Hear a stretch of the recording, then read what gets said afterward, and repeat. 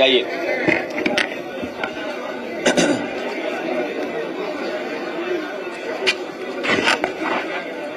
मैं प्रेस का धन्यवाद देता हूं कि कल के बाद आज फिर मिलने का भी हमें आपको मौका मिल रहा है और अच्छा लगता है जब हमें प्रेस से मिलने का मौका मिलता है। आप ही के माध्यम से हमारी पार्टी की हमारी बात जनता तक पहुंच रही है, इसलिए आपका विशेष धन्यवाद। आज हमारे प्रदेश के कार्यकारिणी के हम लोग बैठ करके चर्चा किया है और चर्चा में बहुत से सुझाव भी आए हैं। कुछ साथियों ने सुझाव लिख करके भी दिए हैं, जिस पर हम लोग लगातार काम करेंगे, क्योंकि एसआईआर पीडीएफ प्रहरी बनाने का हमारा मकसद यही था कि एक भी जगह पर समाजवादी पार्टी का आम लोगों का वोट वोटर लिस्ट में आ जाए, कट ना पाए। इसलिए हम लोगों ने संकल्प लिया है कि डरना नहीं है, डटे रहना है। एसआईआर से डरना नहीं है, डटे रहना है। और जितना हम लोग जिम्मेदारी से डटे रहेंगे, उतना ही हम लोग आम लोगों का वोट बनवा पाएंगे, उनको वोटर लिस्ट में जोड़ भी देंगे। ये भारतीय जनता पार्टी की जानबूझ करके साजिश है, षड्यंत्र है कि हम आप सब लोग कंफ्यूज रहें और इस सीमा तक कंफ्यूज कर दें कि आप वोट बनाने में, वोट जुड़वाने में ही व्यस्त हो जाएं और जिन मुद्दों पे सरकार असफल है, उन सवालों को हम ना पूछ पाए, जनता के बीच में सरकार से सवाल न कर पाए। मान लीजिए हम पॉलिटिकल वर्कर्स हैं, पॉलिटिकल पार्टी के लोग हैं, ट्रेडिशनल पॉलिटिकल पार्टी हमारी है। हम लोग आंदोलन कार्यक्रम, सरकार के खिलाफ कार्यक्रम चलाते हैं।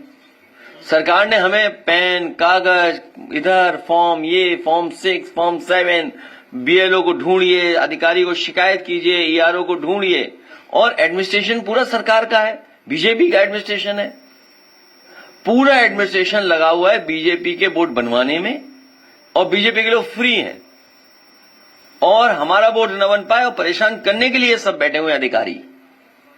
इसकी समय समय पे जानकारी देंगे हमारे ये एसआईआर पीडीएफ प्रहरी, और हम लोग उसकी शिकायत इलेक्शन कमीशन को करेंगे। और हमें उम्मीद है कि आयोग हमारी मदद करेगा, निष्पक्ष कार्रवाई करेगा, और ऐसे अधिकारी जो रुचि नहीं ले रहे हैं वोट बनवाने में या सहयोग नहीं कर रहे हैं पॉलिटिकल पार्टी का, उनके खिलाफ कार्रवाई करे आयोग की। समय समय हम लोग बताएंगे। और इधर देखा होगा आपने कि हमारे मुख्यमंत्री जी बहुत कम्युनल स्पीच देने लगे हैं। अभी उनकी स्पीच सुनी है सरकार की, वो इसलिए है घबरा जाते हैं जब उन्हें लगता है कि जनता खिलाफ है, पार्टी के लोग खिलाफ हैं, एमएलए खिलाफ हैं। और कोई मिठाई खिलाने की बात कर रहा था पटना एयरपोर्ट पर, उससे घबरा जाते हैं कि कहीं ऐसा तो नहीं कुर्सी हिल जाएगी। तो जैसे ही उन्हें कुर्सी हिलने का डर लगता है, वैसे ही वो कम्युनल स्पीच बोलने लगते हैं। उन्हें विजन इंडिया से, न्यू इंडिया से कोई लेना देना नहीं है। स्टार्टअप में क्या करना है स्टेट गवर्नमेंट को, उन्हें होश ही नहीं है। स्टार्टअप इंडिया इतना बड़ा कार्यक्रम चला देश में, उन्हें होश ही नहीं है कि स्टार्टअप इंडिया है क्या। आर्टिफिशियल इंटेलिजेंस, हमारा एक पत्रकार साथी जाने कौन सा सवाल पूछ रहा था, लेकिन चलो अच्छा है कुछ तो पूछा उसने, सवाल तो किया, सॉल्यूशन हमने दिया। अब दुनिया एआई पे जा रही है। आज हम और आप बैठे हैं, अगर हम एआई जो चैट जीपीटी है या और कोई प्लेटफॉर्म है, उसमें लिखें और कहें कि हमें ड्रेस कौन सी पहननी है, आज हमें सफेद शर्ट के साथ कौन सा ट्राउजर अच्छा रहेगा, वो तुरंत बता देगा ऑप्शन। कहीं हमें डिनर पार्टी में जाना है, हम क्या पहन करके जाएं, वो ऑप्शन दे देगा आपको। तो ये तो सिंपल है। आर्टिफिशियल इंटेलिजेंस में हमारे मुख्यमंत्री जी को होश ही नहीं है। हेल्थ सेक्टर चौपट हो गया। आज मैंने खबर पड़ी एम्स में सोचो, गोरखपुर में तो सब गोरख धंधा चल रहा है कि बिना एनेस्थीसिया के उसका ऑपरेशन कर दिया, बिना से। किसी हमारे एक प्रतिष्ठित चैनल की खबर है कि बिना एनेस्थीसिया के ही उसका वो कर दिया, ऑपरेशन किया, सुनने में आ रहा है। अब इनकी मेडिकल व्यवस्था ये है, द एम्स गोरखपुर मरीज को बिना बेहोश किए ही टूटी हड्डी की सर्जरी कर दी। बताइए, उसे चारपाई से बांध दिया होगा, बेड से हाथ पैर उसके बांध दिए होंगे, तब ये इलाज हो पाया होगा उसका। जालौन से हमने आपने सुना ही था, ऑपरेशन होना था किसी और का, ऑपरेशन थिएटर मिलेगा किसी और को। जैसे ही उसे होश आया वो ऑपरेशन थिएटर से भाग गया। ये तो स्थिति है स्वास्थ्य विभाग की। 80 मेडिकल कॉलेज खोले हैं। मेडिकल निग्लिजेंस कितना है सोचिए। हमारा आपका बुखार पैरासीटामोल गोली से 500 mg से ठीक हो जाता था।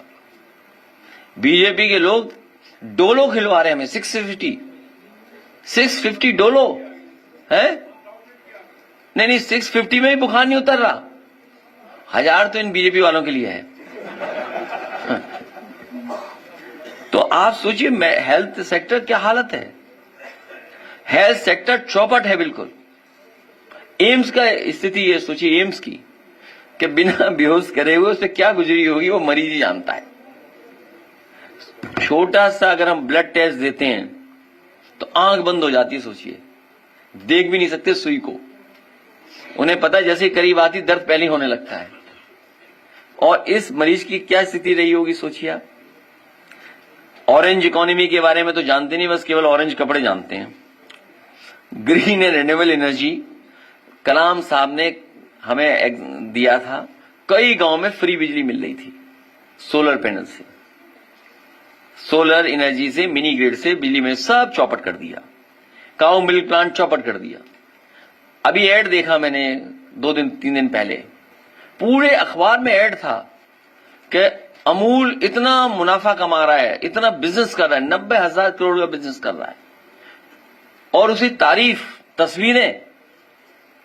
और यूपी जो सबसे बड़ा प्रोड्यूसर है, जो सबसे ज्यादा मिल्क प्रोड्यूस करता है हमारा किसान, न उसको रेट, और हमारा जितना भी पराग था उसको बर्बाद कर दिया उन्होंने।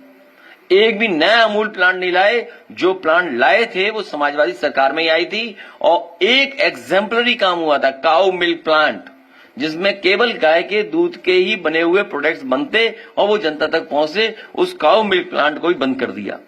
Agrarian economy, new food culture, healthy food, आजकल इतने प्लेटफॉर्म है, लोग जागरूक हो रहे हैं। सरकार खुद मिलेट्स खिलाना चाहती है।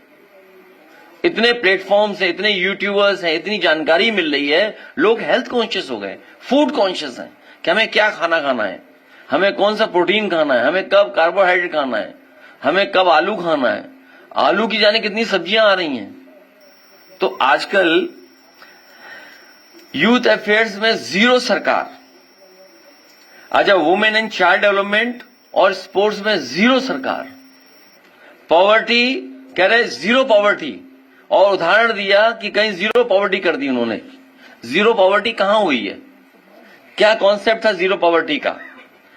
अनएम्प्लॉयमेंट बढ़ता चला जा रहा है। ये एसआईआर इसलिए हो रहा है कि नौजवान अपनी नौकरी ना मांगने लगे, पॉलिटिकल वर्कर्स जॉब उसकी बात ना करें, इसलिए एसआईआर कर दिया। और जैसे ही एसआईआर खत्म होगा पंचायत का चुनाव करा देंगे और फिर चुनाव आ जाएगा। बरसात का 1 महीना निकलेगा, उसका चुनाव शुरू सितंबर से उत्तर प्रदेश का। और आखिरी बजट में क्या दे देंगे, क्राइम लॉ एंड ऑर्डर, जो समाजवादी सरकार की बनी हुई व्यवस्था, डायल 100 रिस्पॉन्स सिस्टम बर्बाद कर दिया। कल अखबार में सुना, मैंने पढ़ा कि कुछ नई गाड़ियां खरीद रहे हैं, उसमें भी कमीशन ले लेगी सरकार। जब इन्वेस्टमेंट में कमीशन लेते हैं ये लोग, अच्छा अगर ये इन्वेस्टमेंट मान लें इनका कि यूपी में इतना इन्वेस्टमेंट आया है, तो एक अधिकारी जो अंडरग्राउंड हुआ था उसने कितना कमीशन मांगा था, तो जो आ चुका है तो उतना तो कमीशन दिया होगा ना उन्होंने।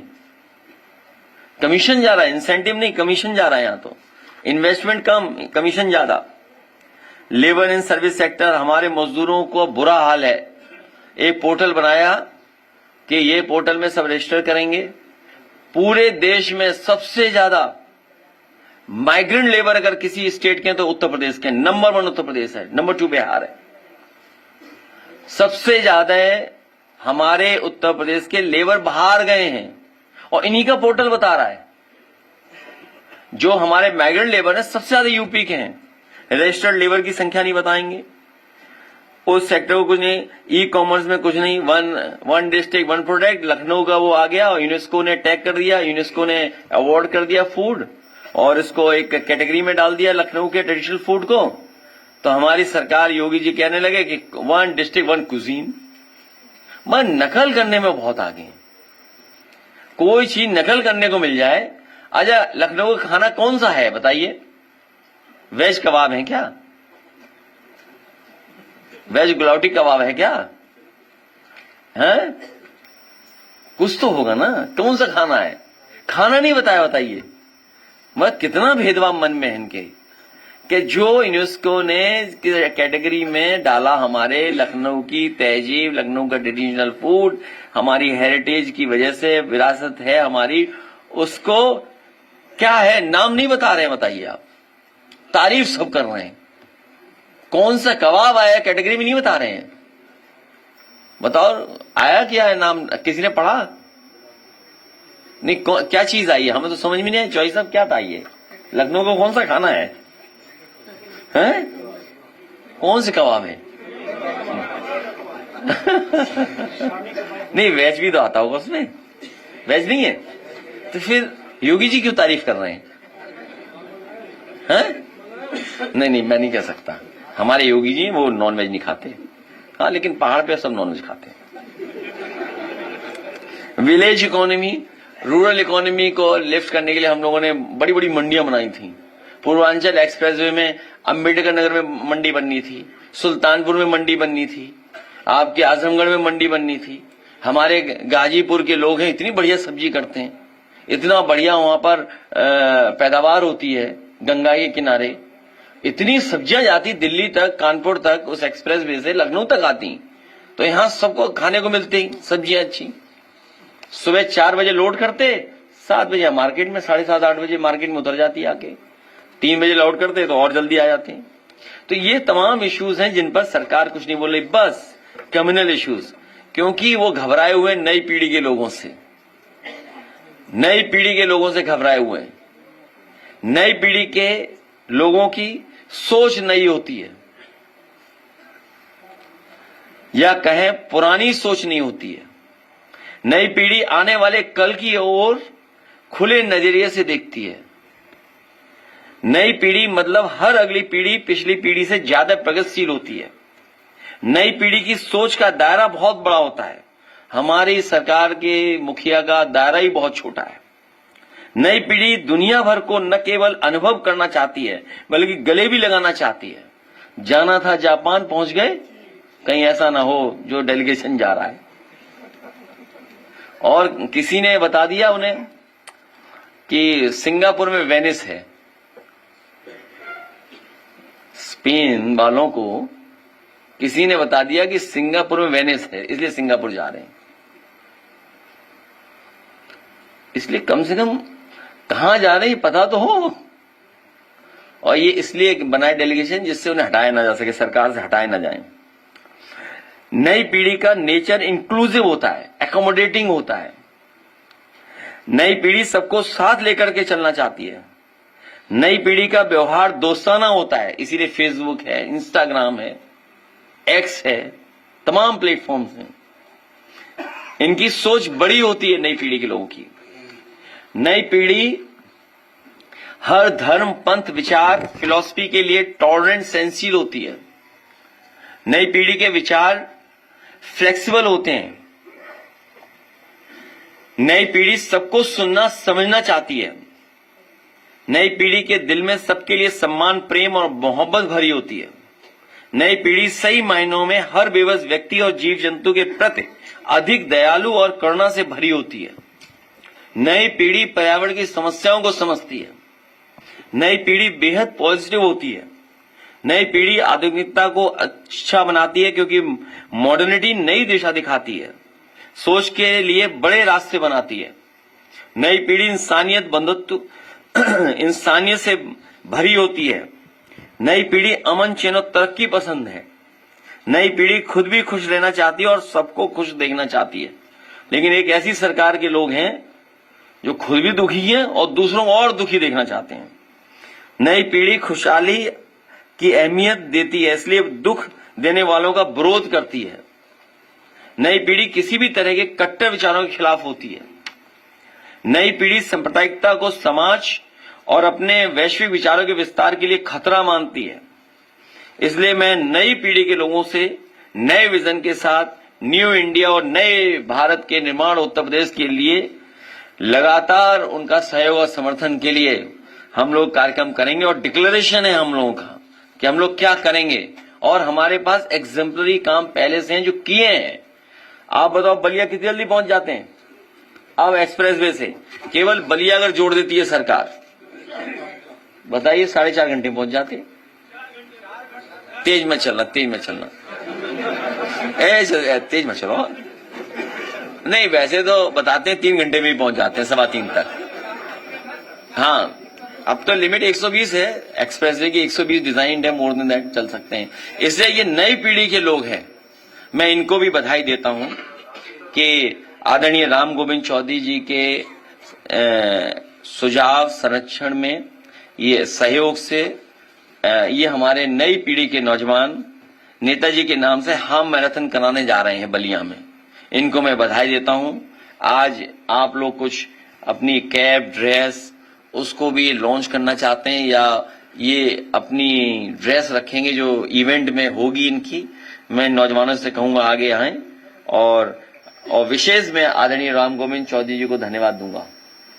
विशेष धन्यवाद आपको, हाँ विशेष धन्यवाद आपको, जिससे कि खड़े हो जाए। आइए आप खड़े हो सकते हो। फैल जाओ, फैल जाओ, टोपी तुम लगाओ, टोपी तुम नहीं, हम आप दो, एक एक पकड़ लो। सर अभी एक फैल जाओगे तो अच्छी आएगी ना, अपने हाथ में रखो। जितना ऑर्गेनाइज होगे अच्छे लगोगे। आगे कर लो, ये ले लो ना, ये एक लाल है, ये लाल सब किनका खाली है?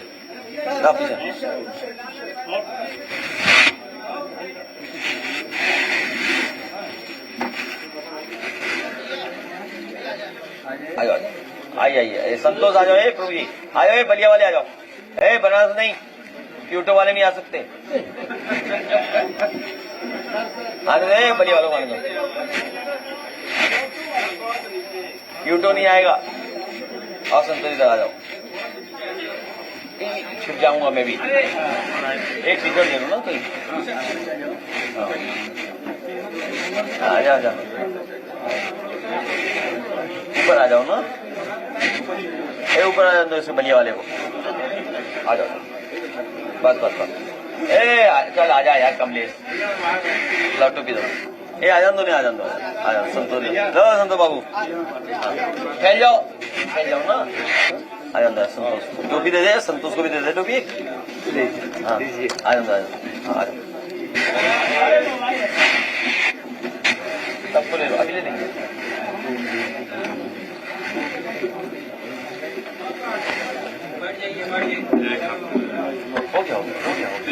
हो गया आपसे, हो गया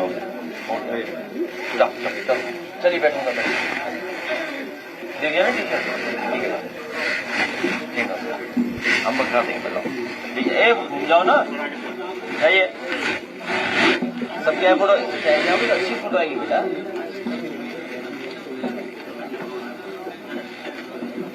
धन्यवाद। प्रतिभाग करने के लिए बलिया के सभी लोग इसमें प्रतिभाग करेंगे। ठीक है, हाँ कह देंगे, हम कह देंगे। तो संतोष इसीलिए बुला लिया। अच्छा ठीक है, नहीं करिए। और ठीक हो, मुझे याद है मुझे। चलिए जाइए, बैठ जाइए पहले वीडियो वॉइस अभी प्रेस हो रही है। अच्छा हाँ, एडमिशन नहीं हुआ था हमारी बच्ची वाला जो मेडिकल में नहीं हुआ, MBA में था वो, नहीं हुआ, यही कागज दिए थे सर। वो ये कागज नहीं अभी दोनों लोग नहीं अभी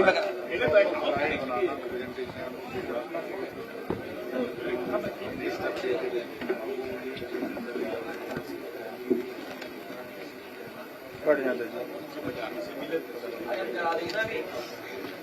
महीने बाद हो जाएगा क्या है? अरे कौन पढ़ाई से नौकरी मिल रही यार अभी? हम ही भूल गए। अच्छा जैसे हाँ ठीक हो गया बेटा, ठीक है। अब जैसे मान लो SIR है, मतलब ये बात जैसे हम और आप 10th 12th पास किए हैं, दोबारा 10th का एग्जाम दे दें, फेल हो जाएंगे हम लोग।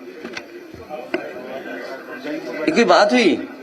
हम सबको उलझा दिया SIR में हैं?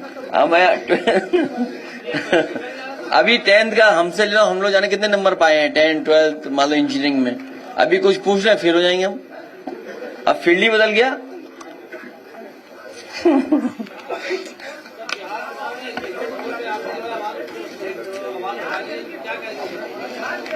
देखिए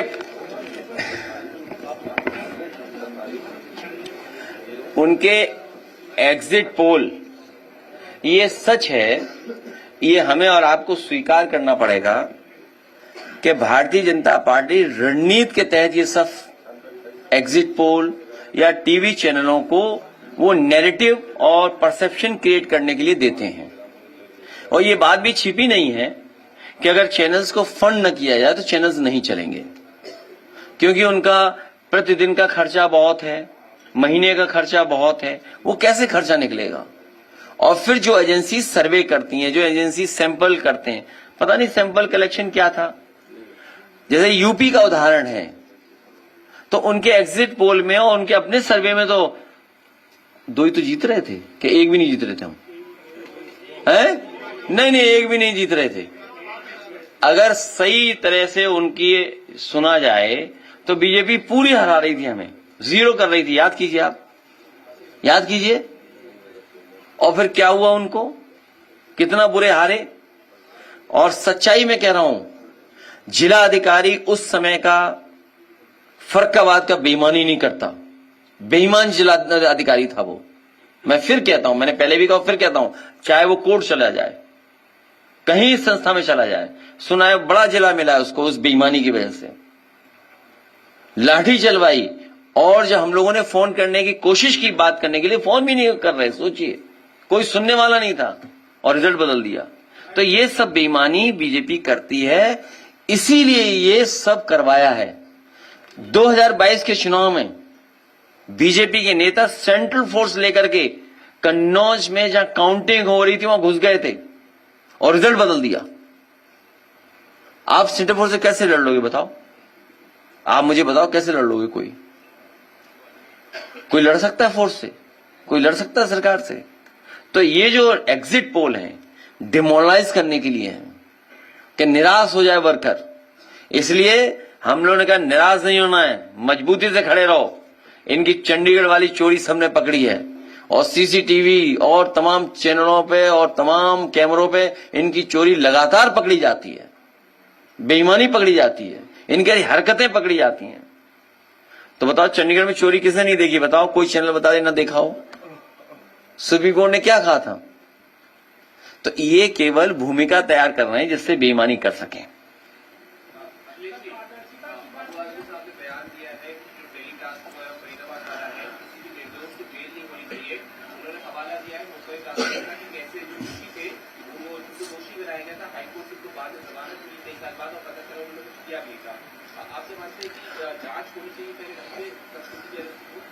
देश के प्रधानमंत्री जी का भाषण हम लोगों ने सुना जो भूटान में दिया, कि भारी मन से उन्होंने कहा कि इतनी बड़ी घटना देश में हो गई, और उन्होंने आश्वासन दिया है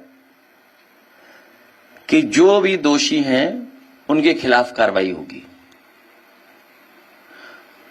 सरकार जो दोषी लोग हैं उनके खिलाफ कार्रवाई करेगी। लेकिन सवाल वही खड़ा हो जाता है कि इंटेलिजेंस फेलियर क्यों हो रहा है, ये घटना क्यों हो रही है?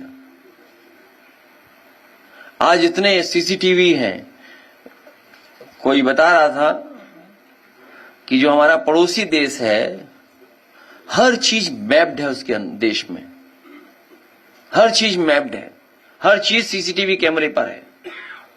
सोचो दिल्ली में न जाने कितना सीसीटीवी कैमरा होगा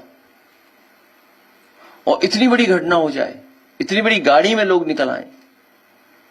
तो इंटेलिजेंस फेलियर किसकी जिम्मेदारी है? सरकार को सबसे पहले तो जो इंटेलिजेंस डिपार्टमेंट उसे खत्म कर देना चाहिए, उसके अधिकारियों सब पे कार्रवाई कर देनी चाहिए भविष्य में, जिससे कि कोई ऐसी घटना ना हो पाए। और यह इंटेलिजेंस को और स्ट्रांग करें आप। लेकिन विपक्ष लगातार चुनाव आयोग को सवाल करता है और सच भी कहेंगे कि अभी तक ईवीएम खराब है। अभी आपने एक्सपोज किया फिरोजाबाद की घटना, इससे पहले आपने एक्सपोज किया होटल इसमें भाई अपना सादा आ रहा नाम गया नहीं, ऐसे में कैसे उम्मीद करते चुनाव नहीं कर सकता। इसीलिए कहा डरे नहीं, डटे रहें, डटे रहें और जिम्मेदारी से हम लोग काम करेंगे। 1 साल है हमारे पास, पीडीए प्रहरी बनकर के एसआईआर में पूरी जिम्मेदारी से काम करेंगे, बहुत सिंसियरिटी के साथ, बहुत सावधानी के साथ हम लोग काम करेंगे, जिससे हमारे मतदाता का मतदान करने का मौका मिले, उससे हक ना छीना जाए। और सच्चाई ये है, अगर वोटर लिस्ट से नाम निकल गया तो कल को राशन से निकाल देंगे, कल से कोई और दूसरा नियम कानून ले आएंगे जिसमें तमाम गरीबों को वो मिलेगा ही नहीं अधिकार। हो सकता है अधिकारी ऐसे कोई रणनीति हो भविष्य में कि कुछ हक और उनका छीन लिया जाए, कुछ लाभकारी योजनाएं छीन ली जाएं। कई जगह बीजेपी ने आश्वासन दिया था इतना पैसा देंगे, जैसे इनका घोषणा पत्र पढ़िए आप, स्कूटी देंगे। एक ही उदाहरण है, बताओ, स्कूटी देंगे, कितनों को स्कूटी मिल गई? क्यों? घोषणा पत्र में था ना, कोई मोटरसाइकिल थी कि स्कूटी थी? हाँ स्कूटी। तो बताओ कहां है स्कूटी, कहां है स्कूटी?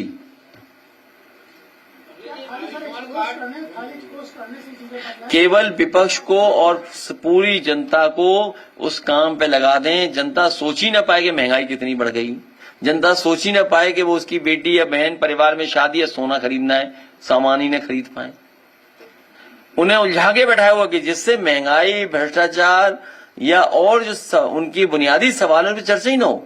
अब सोचिए, आज सुनने में आ रहा है कि बिजली विभाग कोई नई स्कीम ला रहा है। पहले तो बिजली का बिल बढ़ाया, बिल दिए लोगों को, अब स्कीम ला रहे हैं। सोचिए आप कि आप बच जाइए स्कीम से, कितने लाख का है घाटा। ये बिजली विभाग, आप रिकॉर्ड पे देखिए, आप बिजली विभाग को अच्छा कर दिया था, कई कॉर्पोरेशन का पूरा लोन खत्म कर दिया था, पूरे कॉर्पोरेशन को ठीक कर दिया था समाजवादी सरकार में, और फिर लाके इन्होंने वहीं घाटे पे खड़ा कर दिया। ये चाहते हैं विभाग को बेच दें, तो बेचते क्यों नहीं, जल्दी बेचें। हम तो चाहते हैं बेच दें जल्दी, क्यों नहीं बेच रहे हैं जल्दी? भाई इन्होंने बस स्टैंड बेच दिए, सब बस स्टैंड बेच दिए, एक ही व्यक्ति को दे दिया। किसानों के लिए हम लोगों ने सब्जी मंडी वो बनाया था, किसान बाजार, वो बेच दिया। आजकल कैफे चल रहा है, कॉफी पी रहे हैं वहां पर, और एक होटल बन गया जिसमें हम और आप लोग खाना नहीं खा सकते, इतना महंगा खाना मिल रहा है वहां। सोचिए आप, मॉल बनाया सबसे अच्छा, प्लासियो मॉल सरकार ने, वो बेच दिया इन्होंने। हम इंतजार कर रहे हैं कि जेपीएनआईसी कब बेचेंगे। जेनेरेशन बेस पार्क बेच दिया। अरे हम और आप लोग ले नहीं पाए। विज्ञा किला, बताइए आप, जेनेरेशन पार्क बेच दिया। बताइए, ये स्थिति है, हैं? कहां पे क्या करेंगे वहां? तो अच्छा है ना, कम से कम वो देखेंगे कि समाजवादी सरकार में कितना अच्छा पार्क है, और ऑक्सीजन यहां मिलेगी, अमाउंट ऑफ ऑक्सीजन ज्यादा होगी वहां। है?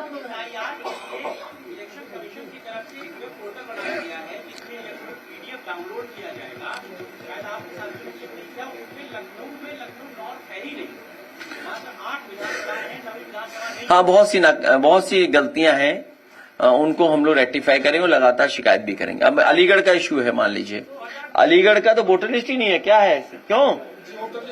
हाँ, वोटर लिस्ट ही गायब है, एक विधानसभा की, पूरी विधानसभा की वोटर लिस्ट गायब। अयोध्या, फैजाबाद में पता ही नहीं, प्रिंट ही नहीं है, कहां चले गए नाम, आप पढ़ ही नहीं सकते, ब्लर्ड है पूरे।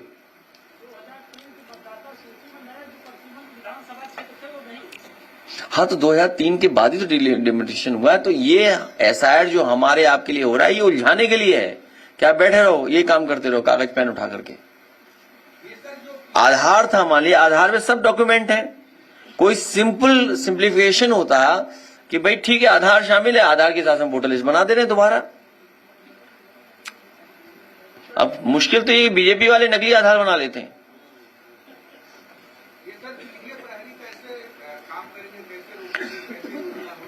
उनको मंत्र दे दिया है, वो मंत्र आपको नहीं बताएंगे। उनको जिम्मेदारी दी है, बहुत सावधानी से जिम्मेदारी से काम करेंगे और हमारे जितने भी लोग हैं उनका वोट न कट पाए, क्योंकि इनकी साजिश होगी कि हमारे वोट को काटा जाए, हमारे मतदाता को वोट तक न जा पाए, वोट न बना पाए।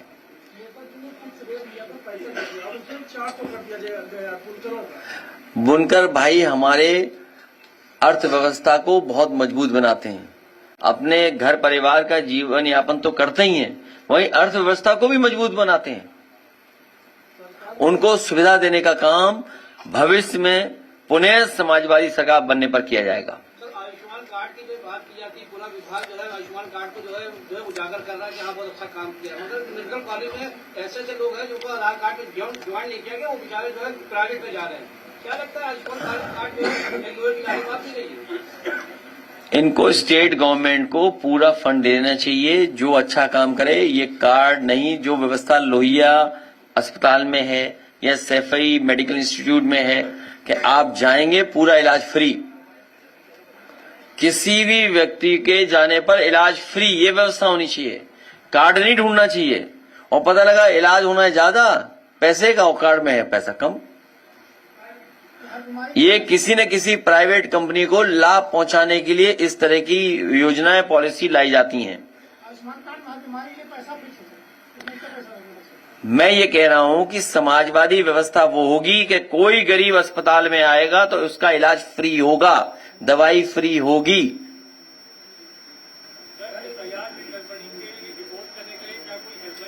समाजवादी पार्टी की ऑफिस इस पे काम कर रही है। हमारे ऑफिस में जो नंबर्स हैं, हमारे जो लोग हैं, हमारे जो संगठन के लोग हैं, अभी कुछ दिन पहले विधायक सभी लोग मिले थे, जिलाध्यक्ष संगठन के लोग मिले थे, आज प्रदेश कार्यकारिणी के लोग मिले, और जितने जिम्मेदार कार्यकर्ता नेता हैं संगठन के, यूथ के, जितने भी प्रकोष्ठ, सब प्रयास कर रहे हैं कि वोटर लिस्ट ठीक हो जाए।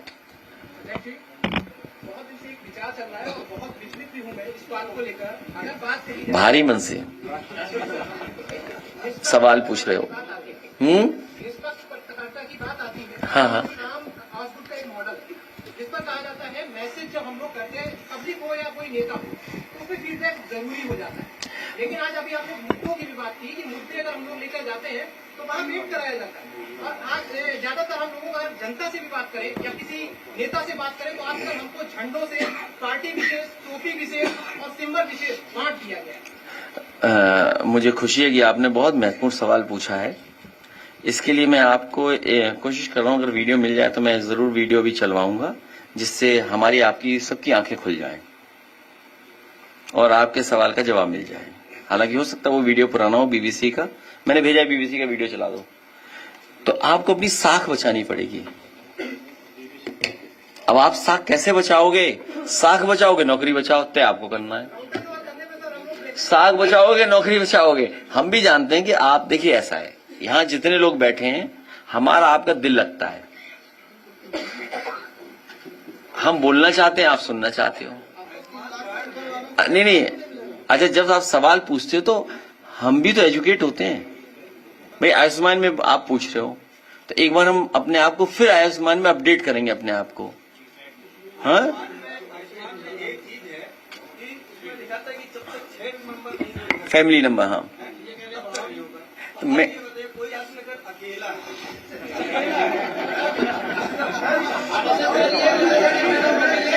नहीं, क्या अकेले वाले को नहीं आयुष्मान बनेगा?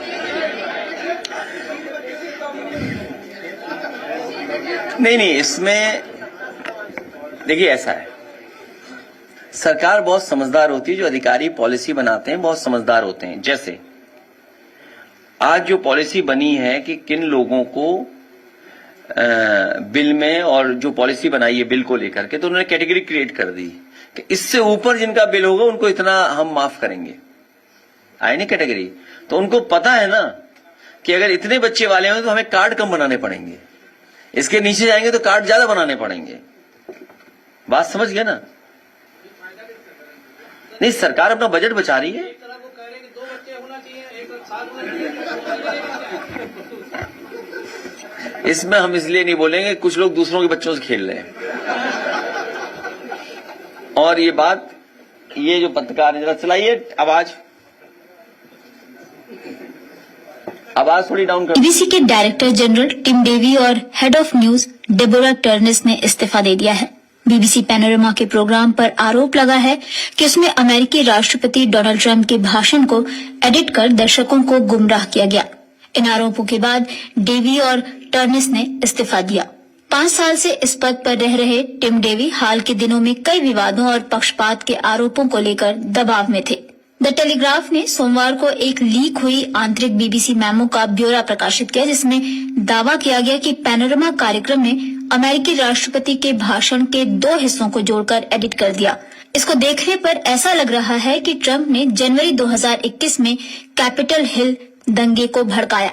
रविवार शाम को इस फैसले की घोषणा करते हुए टिम डेवी ने कहा कि हर सार्वजनिक संस्था की तरह बीबीसी भी परफेक्ट नहीं है और हमें हमेशा खुला, पारदर्शी और जवाबदेह रहना चाहिए।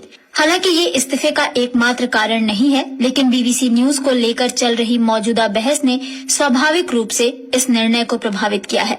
कुल मिलाकर बीबीसी अच्छा प्रदर्शन कर रहा है, लेकिन कुछ गलतियां हुई हैं और डायरेक्टर जनरल के तौर पर इसकी अंतिम जिम्मेदारी मेरी है। डेबोरा टर्नेस ने रविवार रात को एक बयान में कहा कि पैनोरमा विवाद अब उस स्तर पर पहुंच गया है जहां ये बीबीसी की साख को नुकसान पहुंचा रहा है। और अपने यहाँ चैनल कोई कराची जिता रहा था, कोई इस्लामाबाद, कहां तक पहुंच गए थे हैं? अरे हाँ, अच्छा ये बताइए, अभी देखिए हम लोग, अब मैंने तय कर लिया है कि आज तक और ये जो चैनल मरने की खबर देते हैं, मैं कभी भी इन चैनलों की मानूंगा नहीं और उनको देख करके मैं ट्वीट कभी नहीं करूंगा। जब तक हम व्यक्तिगत नहीं जान जाएं किसी के बारे में, तब तक ये गलती नहीं करेंगे। 2 बार गलती हमसे हुई है, दूसरी बार हमसे गलती हुई है। और ये चैनलों पर भरोसा करोगे तो डूब ही जाओगे। क्या क्रेडिबिलिटी है बताओ? तुम बताओ पत्रकार साहब, क्या करें हम? कहां सर मारे बताओ? हैं? अब खुद सोचो ना, मतलब हमसे गलती हो जाए, सोचो हम लोग हमारे खिलाफ कितने चैनल हो जाएंगे, हमें तो जीने नहीं देंगे। और वहां चैनल अपना कोई दिक्कत नहीं, फिर आगे मेकअप करके फिर शुरू हो गए झूठ बोलना। हाँ हाँ सच है, बिना मेकअप के नहीं आते हैं चैनल पे। अब छोड़ो, घर जाओ।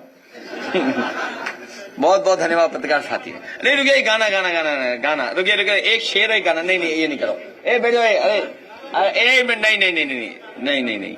देखिए हमारे बहुत सीनियर हैं और पार्टी को समय समय पर ये गाइड करते हैं। शेर पहले और फिर एक गाना हमारा, फिर हम लोग चलेंगे दोनों। ठीक, धन्यवाद।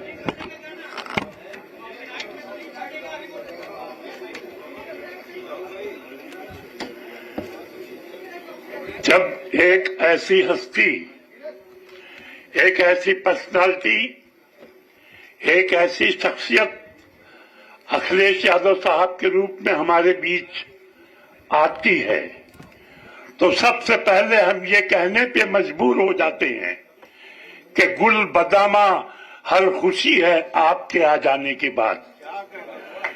जिंदगी अब जिंदगी है आपके आ जाने के बाद। जल उठे हैं हर तरफ आपके मोहब्बत के चिराग, रोशनी ही रोशनी है आपके आ जाने के बाद।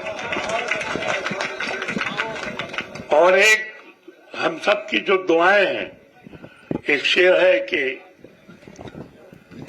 दुआओं से जब आपका मुकद्दर बुलंदियों पर जाएगा, दुआओं से जब आपका मुकद्दर बुलंदियों पर जाएगा, आप दरिया को पुकारोगे समंदर आएगा। और 2027 में ये समंदर आने वाला है। और अपने दिल की आवाज जो हमारे दिल में है, उस 2 लाइन कह के अपनी बात खत्म कर रहा हूं कि एक बार फिर देख लूं इन आंखों से आपका सीएम बनना, एक बार फिर देख लूं इन आंखों से आपका सीएम बनना, यही जुस्तजू है, यही आरजू है और यही दुआ भी है।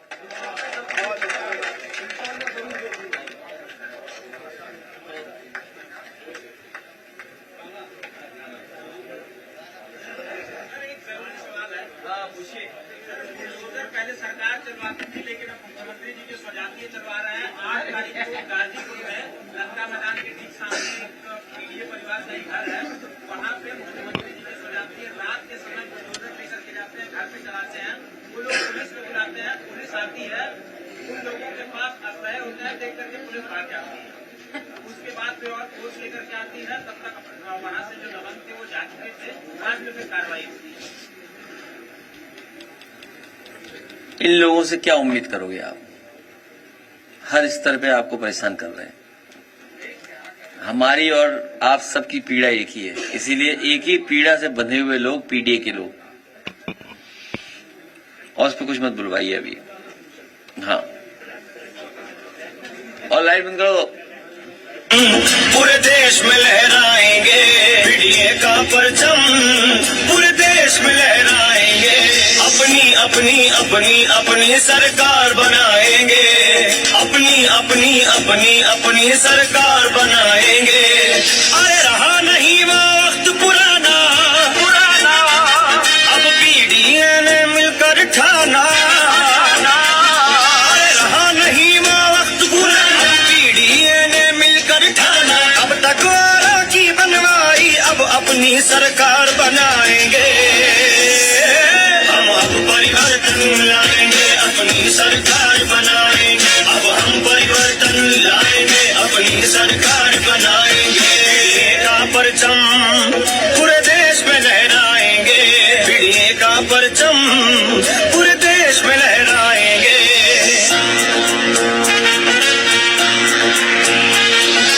अब जो हक हमारा मारेंगे तो जोड़ के हाथ ना मांगेंगे, हम बांध के मुट्ठी तानेंगे, क्या एकता की होती ताकत अब दुनिया वाले जानेंगे।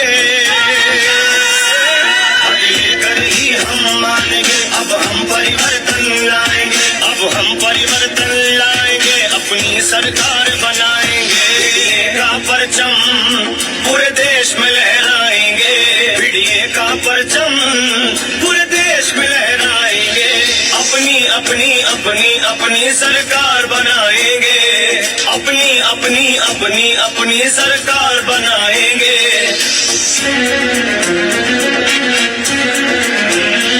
सरकार बनाएंगे, परिवर्तन लाएंगे, सरकार बनाएंगे, हम परिवर्तन लाएंगे। अरे रहा नहीं वक्त पुराना, पीडीए ने मिलकर ठाना, अब तक जिसने हक है हमारा अब उसको सबक सिखाएंगे। न बहकावे में आएंगे, एक दूजे का साथ निभाएंगे, खुद ही सुनहरा कल लाएंगे, इतिहास नया लिख जाएंगे। पीडीए का परचम पूरे देश में लहराएंगे, पीडीए का परचम पूरे देश में लहराएंगे।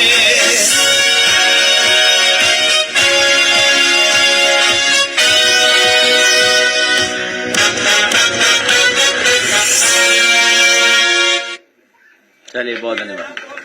हैं